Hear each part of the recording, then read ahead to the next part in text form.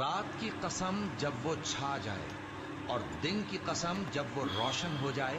اور اس ذات کی قسم جس نے نر اور مادہ پیدا کیے کہ تم لوگوں کی کوشش طرح طرح کی ہے۔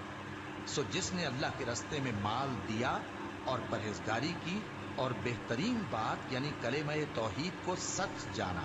تو اس کو ہم آسان طریقے کی توفیق دیں گے، اور جس نے بخل کیا اور بے پرواہ بنا رہا اور بہترین بات کو جھوٹ سمجھا،